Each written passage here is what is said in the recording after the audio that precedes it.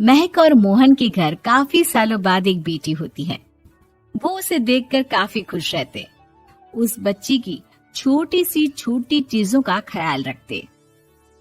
अरे महक बेटा, चाहे लड़का हो या लड़की, इतनी आजादी नहीं देते, बच्चा बिगड़ जाता है। आपको पता ही क्या है सासू माँ, चुप रहिए। हम दोनों कमाते ही क्यों हैं? इन बच्चों के लिए ना। देखिए तो कैसे प्यारे प्यारे पैरों से चल रही है, कितनी प्यारी लग रही है। अब मैं क्या इसके पैर काट कर बेड पर बिठा दूं इसे? अरे मैंने ऐसा तो नहीं कहा। मेरे कहने का मतलब ये था कि बस करो ना माँ, क्या सारा दिन टोका चाकी करती रहती हो। अरे करने दो ना जो कर रही है। दोनों मियाँ बीवी अपने अपने काम में लग जाते हैं और सास मंदिर चली जाती है, लेकिन बेटी सौम्या घर में तेल का डिब्बा लेकर फैला देती है। घर को तो मैं पराठे की तरह सेक दूंगी। मैंने सारा तेल फैला दिया, अब मैं इसे सेक दूंगी। महक कमरे में आती है जहाँ सारे तरफ तेल ही तेल फैला हुआ होता है। अरे मोहन देखो तो, अपनी छोटी सी बच्ची की हरकत, पूरे घर में तेल फैला दिया। मोहन भी आकर हंसने लगता है। छोटी सी सौम्या को लगता ही नहीं कि उसने कोई गलत काम किया है। वो भी खुश हो जाती है। अब तो आए दिन वो कोई ना कोई नया नुकसान करती, कभी टूथपेस्ट गिरा देती तो कभी डिटर्जेंट। हालत ये थी कि घर का राशन किसी किसी महीने तो 2 बार भरना पड़ता। रोज ये कोई ना कोई नुकसान करके खड़ी होती है।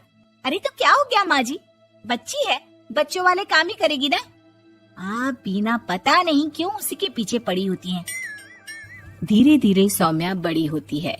एक दिन, माँ देखो दरवाजा खोलो, वो ऑनलाइन मैंने जीन्स मंगवाई थी, वो आई होगी।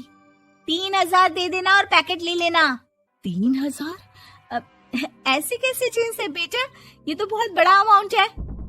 माँ फालतू बात थोड़ा कम ही किया करो और जल्दी जाओ, वरना समझ लो खाना नहीं खाऊंगी मैं आज सारा दिन। सास वहीं खड़ी सब देख रही थी, लेकिन अब तो उन्होंने भी बोलना छोड़ दिया था। अब तो आए दिन सौम्या के खर्चे बढ़ते ही जा रहे थे। कभी महंगी ड्रेस तो कभी दोस्तों के साथ पार्टी। पैसे दे दो तो ठीक, ना दो तो घर में कलेश। ये सब तुम्हारे ही कारण हुआ है। देख रही हो कैसी हरकतें हो रही है इसकी। रात के 8 बज गए हैं, लेकिन महारानी जी घर पर है ही नहीं। तभी सौम्या पड़ोस के लड़की के साथ वहाँ आती है। ओके बाय रोहन, कल फिर मिलेंगे, लव यू। ये क्या हरकत है सौम्या, आज तो तुमने हद ही पार कर दी। पापा कब से परेशान है। और ये लड़का कौन है? तभी पास खड़ी सास बोलती है, देखो महक, आज तक मैंने कहा नहीं था, लेकिन मैं आज कहूंगी, क्योंकि ये मेरे घर का मामला है। मैं नहीं चाहती कि मेरे बेटे का खानदान खराब हो या फिर कोई हम लोगों के घर के लिए बात करे। जाओ इसे ऊपर कमरे में छोड़ाओ, इससे कल बात करेंगे। मॉम देखो ना दादी क्या बोल रही है, चुप कराओ ना इनको, जैसे हमेशा करा देती हो। महक को अपनी गलती का एहसास हो रहा था। वो चुपचाप खड़ी होती है। मोहन बेटी को अच्छे से कमरे में सुलाकर माँ के पास आता है। देखो ये लड़का ठीक नहीं है, अब तुम लोग इसकी शादी करवा दो, ससुराल वाले अपने आप देख लेंगे। शादी के बाद जिम्मेदारी पड़ेगी तो सब ठीक हो जाएगा। शादी अभी तो 25 की है ये। तो क्या 50 तक बैठाओगी? नहीं नहीं, ठीक कह रही है माँ, इसके लिए जल्दी से कोई लड़का देखता हूँ। अगले रोज सौम्या खाने के टेबल पर, मैं आप लोगों को बता देती हूँ, मैं रोहन से प्यार करती हूँ और उसी से शादी करूंगी। रोहन? वही ना सक्सेना का लड़का, वो सक्सेना जो पिछले महीने ही जेल से छूट कर आया है। वो जेल नहीं, काम के सिलसिले में अमेरिका गए थे। अच्छा, सक्सेना अमेरिका गया था तो क्या पैसा वैसा कमा कर नहीं आया? ये देख रही है ब्लाउज, उसकी बीवी ने सिला था मेरा। पैसे की कमी का रोना रो रही थी, पति को कोस रही थी कि जुआ खेलते पुलिस ने पकड़ा और लगी लगाई नौकरी भी छूट गई। दादी कुछ भी मत बोलो, दादी को चुप कराओ ना। दादी जो बोल रही है ठीक बोल रही है। तेरे पापा ने तुझे देखने के लिए लड़के वालों को कल बुलाया है, समझी? अगली रोज लड़के वाले सौम्या को देखने आते हैं और उसकी शादी मयंक से हो जाती है। शादी के बाद सौम्या मायके आती है। वाह माँ, कितनी अच्छी शादी कराई है आप लोगों ने मेरी। लेकिन मुझे कुछ दिन और यहाँ रहना है। अरे बेटी, ये तेरा ही तो घर है, जितनी मर्जी रह। और क्या, दामाद जी कैसे हैं? अरे वो मयंक नहीं आया, कल शादी, आज तो अकेले, सब ठीक तो है ना? महक एक बार फिर सास पर चढ़ बैठती है। अब बस करिए ना माँ जी, अब तो ज्यादा ही हो रहा है। माना आपकी कुछ बातें मैंने नहीं मानी, लेकिन अब ये मेरी बेटी मायके आई है तो क्या उसका मतलब यही कि वो लड़कर आई है? हाँ पीना। सौम्या दादी की तरफ देखकर मुस्कुरा देती है, जैसे उन्हें चिढ़ा रही हो। दादी, मैं लड़कर नहीं बल्कि ये बता कर आई हूँ कि मुझे कुछ दिनों के लिए यहीं रहना है, माँ के पास। मेरा मन धीरे धीरे ही तो ससुराल में लगेगा। अब अगर आप बोलती है तो चली जाती हूँ मैं। अरे नहीं नहीं बेटी, ये मतलब नहीं था तेरे दादी के बोलने का।